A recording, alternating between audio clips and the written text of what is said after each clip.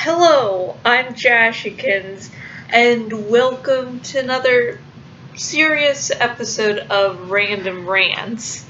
And tonight I'm going to be talking about how I like LGBTQ plus characters.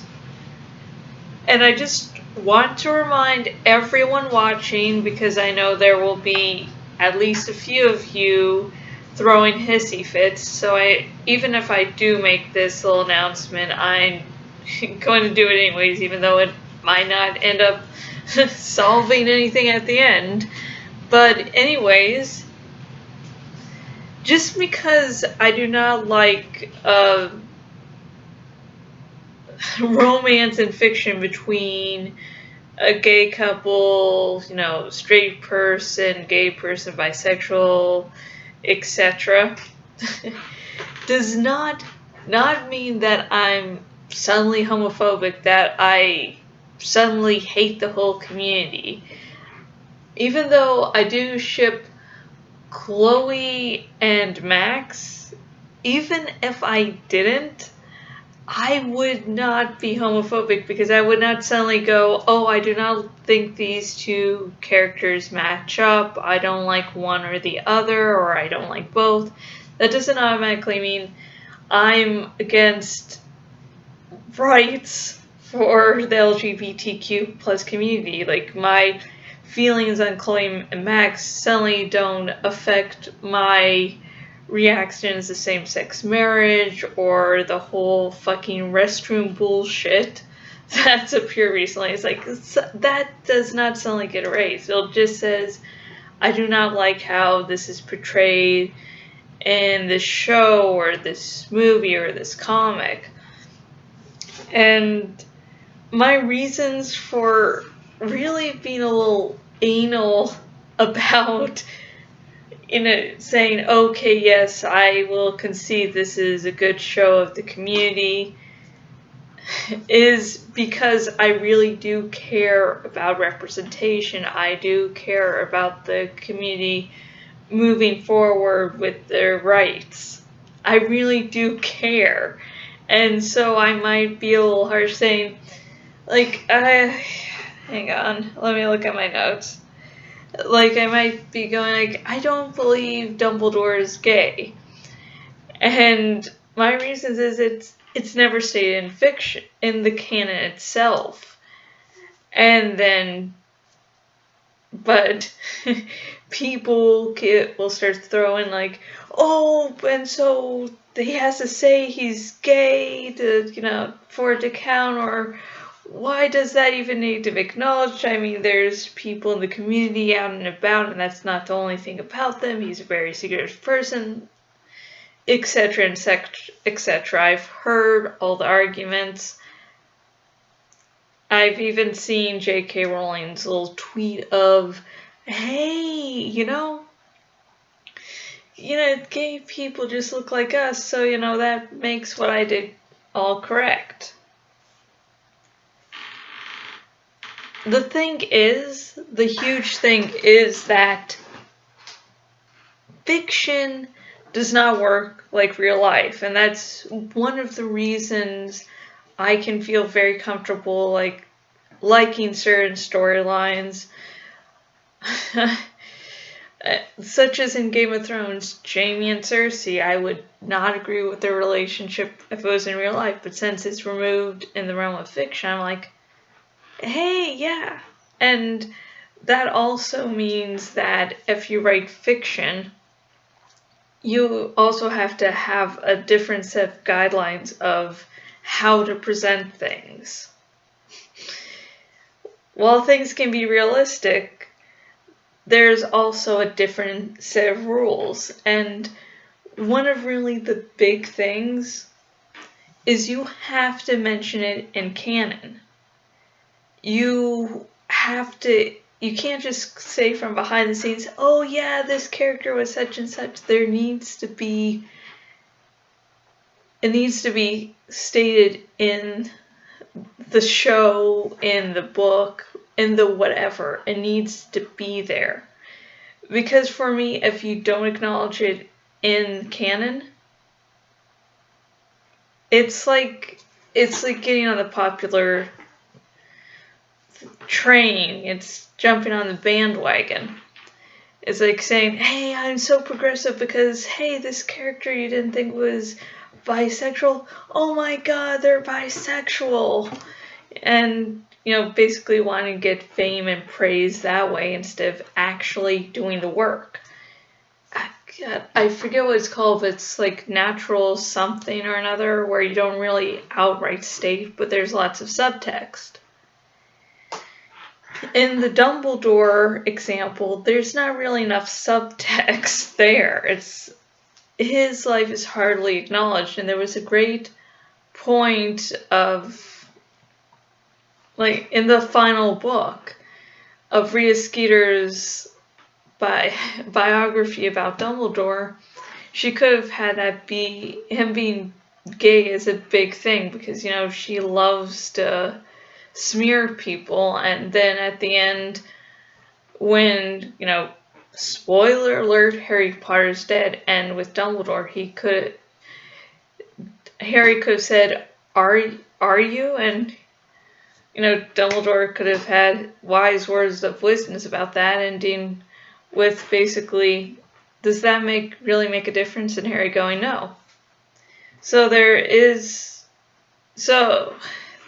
goddamn. One of the natural things that for me actually worked, unlike the Harry Potter, where there to me really wasn't enough subtext to justify saying, hey, he's gay, because sometimes when you do those things, you do need to come out and say that to make sure people know what's what, but there should be enough subtext. And one of my favorite ones of these is, sadly enough, from virtual pet website Subeta for Morristide one year. They did have a same-sex relationship between two characters, and for some goddamn reason, their names are escaping me. I'm so sorry. And they had enough subtext, enough clues, especially with, like, the last, I guess, chapter, to, say, hey, they're actually in a loving relationship. And so sometimes it works, but it can work, but with Harry Potter, I don't consider Dumbledore gay because it wasn't really acknowledged enough in canon.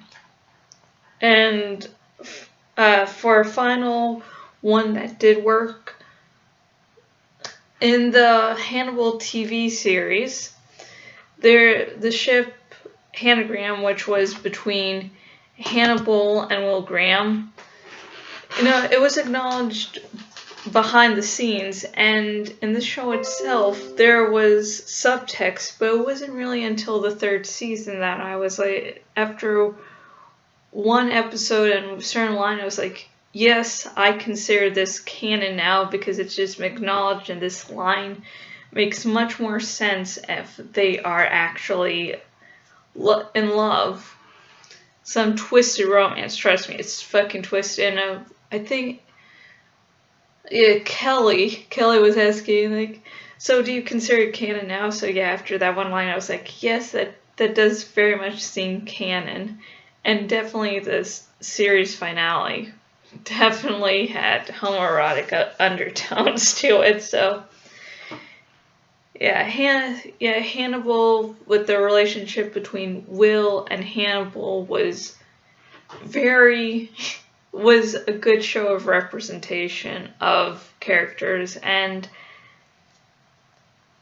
yeah, the thing is, Hannibal, though, is not a morally clean show for really anyone. So basically, people in the community are not all murderers. So. But I did like that the Hannibal TV show overall has an excellent look at representation. But I've talked about that a bunch in other places, so I'm not going to go on to that there, but just say that Hannibal and Will's relationship definitely one of the good ones that has a lot of subtext, people outright saying it. So that for me really does work. But again, it did take me seasons before I said it's canon. And what are your qualifications for when you'll consider LGBTQ characters to be such in fiction? What are your qualifications? And yeah, just comment below. Let's start a conversation. Remember, be nice. I do, of course, have approved comments on, like always, so I'm going to make sure that even if I see something nasty, it's not going to make it into the comment section. And I have been Jashikins, owner at jashikins.blogspot.com, where you can see wonderful vlogs like these. Some actually really fucking awesome, surprisingly enough. And on the sidebar thing, there's a dragon to be named and a poll to be taken. And the Flight Rising, not podcast, giveaway is still going on. So if you want to pick up a dragon or two, I mean, all sky dancers, so all you fucking awesome. And speaking of Flight Rising, if you're looking to trade an Imperial for an Imperial, contact me on Jashikins on the site. And the links I'm going to mention if you're watching on the YouTubes will be in the description. If you're watching on my blog, they'll be on the sidebar thingy. Woo!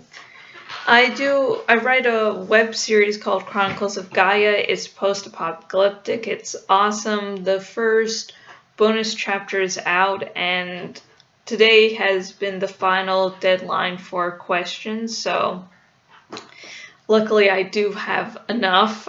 Sorry, Mari, your backup questions are going to have to be used. I'm really goddamn sorry about that, but I tried. I really did. I bugged people so much. And the Q&A should be coming out probably Monday or Tuesday. I'll do the recording for it hopefully tomorrow night, but it won't be released on the Gaia blog until probably Monday or Tuesday. God, it's going to be hell just uploading these things and putting on. Oh God, I am not looking forward to it. Oh, I am looking forward to it, but not at the same time. And to view the bonus chapter and all upcoming bonus chapters, as well as all behind the scenes, all the bonus content, and also viewing the chapters ahead of time. So when I put a preview on the blog, you won't have to wait like a week or two to view it. You can view it right then and there, and woot. You just have to donate to my Patreon. Now, if you're like, hey, I sort of am thinking about donating to your Patreon, but the thing is, I do not care about Chronicles of Gaia, then there's $1 a month. Updates on my ebooks, $5 a month, 30-minute vlog by me, and then every now and again, just random reviews. I also have a cafe press shop, which I update once a week. And this last week, I didn't add a new design. I just expanded 2 of my old designs. And until next video. Oh, I forgot. And I do writing commissions on Fiverr. And until next video, goodbye.